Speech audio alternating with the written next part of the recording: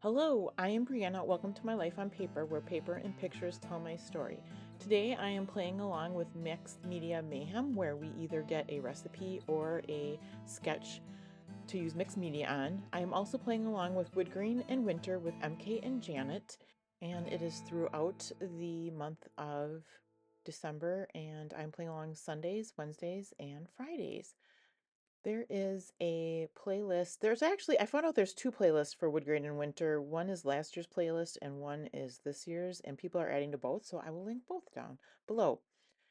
I will also have the Facebook group for Mixed Media Mayhem and the playlist for that. So these are pictures of my daughter Eliza. She is making bread. And although it's not necessarily a winter activity, it kind of is because you make bread when it's cold outside, and it was during the winter months. The picture of the bread she is making isn't the greatest pictures, but that's okay. I scrap the pictures they send me. So I am using a Vicky Bouton paper. You either want to use some gesso or great shot here, or one of her mixed media papers because it's really thick and then it's going to allow that ink to run. And you can tell I'm working my best at making it run. I actually will add the next color and then add some water to it to make it run a little bit better. The colors I am using are Nouveau Mica Mist in Crimson Velvet, uh, Distress Oxide Spray in Carved Pumpkin, and the green is Distress Mica Stain in Fresh Balsam. Well, now you can tell I'm putting up a little extra. I want a little bit more of the drippiness. And I know that my pictures are 3 by 3 and I don't have a lot of, I need to make my things drip more so that you can see them once I get the pictures down. Um, the other thing is I'm also thinking about where I might want to put that wood grain, and one part that I'm going to put the wood grain is as a frame around, so I will end up trimming the bottom and the sides off. Um, I'm still trying to get it so that once it dries, I will have where you can still see some of the spray, some of the mixed media. So I did go on my Cricut and I cut out this index card, and then I've cut down my pictures to 3 by 3. I'm gonna layer those on, and I'm gonna start working on getting this, it's not really a cluster, but this part of it all glued together, even though it won't be glued to the background till closer to the end. So I will glue the pictures to the index card and I will get that third one glued on there as well. The florals on the left, I had fussy cut from a pattern piece of paper from Paper Studio. It was something that it was portable. I brought to my daughter's house and I could do while I was watching TV.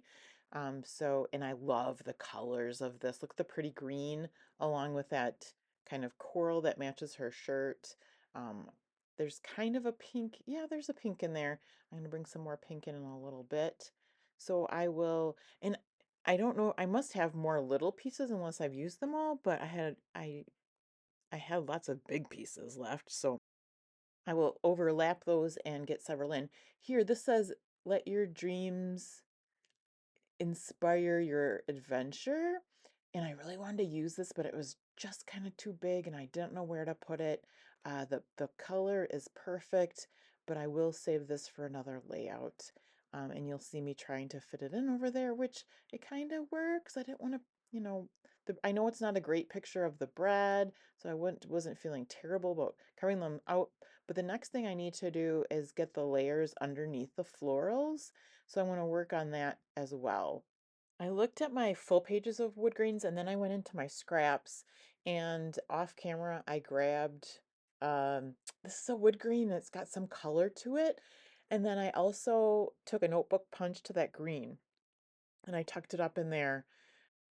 I maybe should have started with these pieces and but I'm sometimes like to do things backwards. So now that all my pictures are glued together and the florals are down, I'm gonna bring in my notebook punch and then um the wood grain piece as well. I will use my liquid glue in here.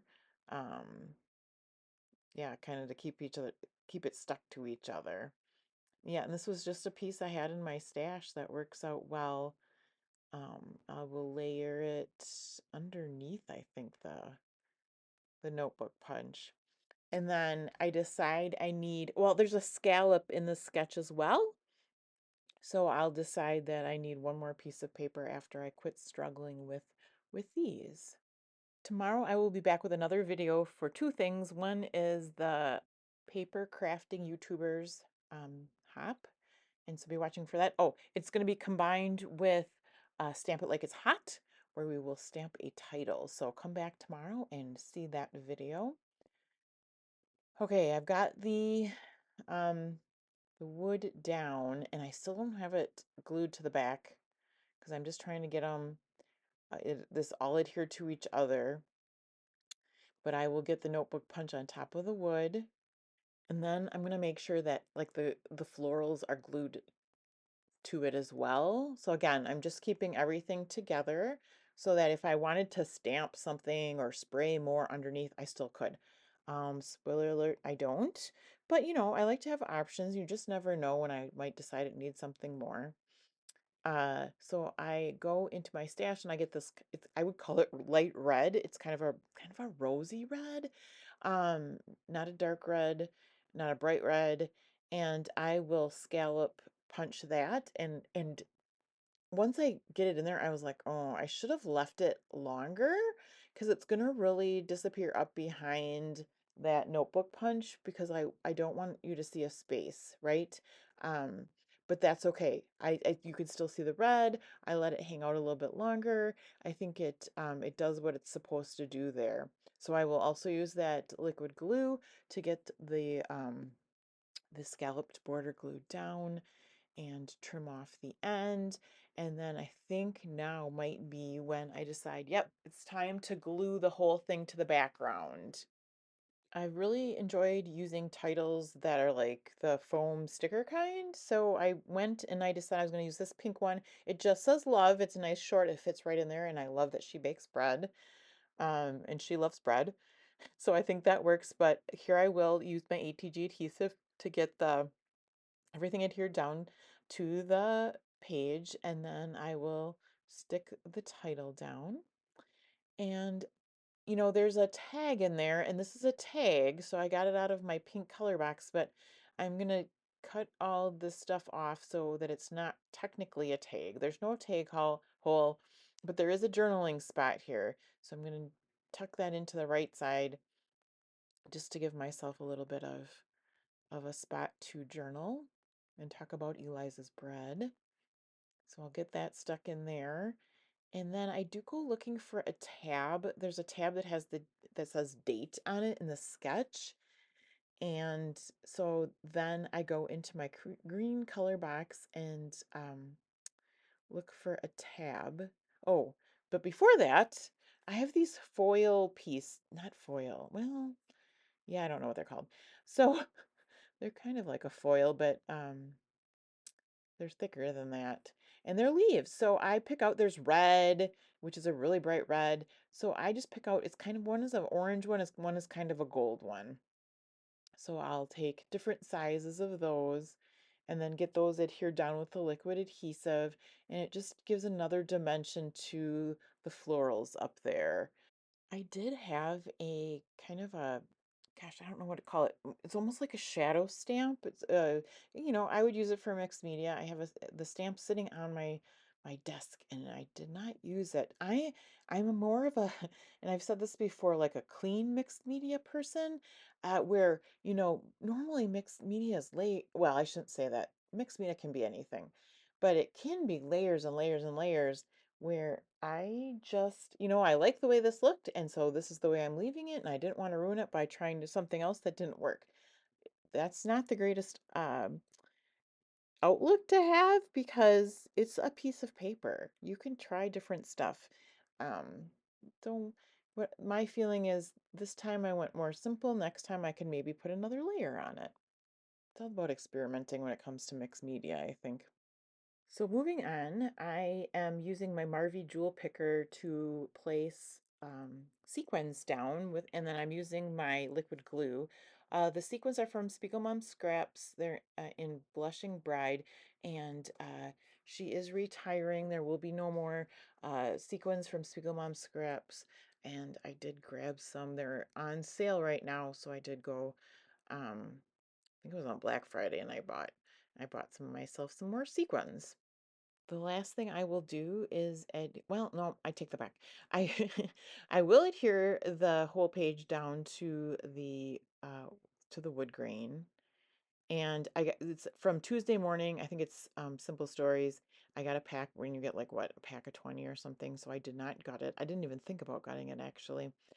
Um, and that's okay because I have more. And then I go into my green, like I said, and I found Cultivate Joy. And I really wanted to make this have this make the layout, but there was not a place that I could figure out to put it.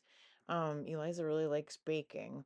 So instead, I went back in to find a smaller green tab that doesn't have any writing on it. But it's just going to take me a moment to go and make sure this doesn't fit somewhere on the layout. Oh, I tried. I very much tried. This is from Stamping Up. It's a sticker. It was from a very long time ago. And there does say date on the sketch, so I'm going to write the date on. So, and then I will cover it with a sequin.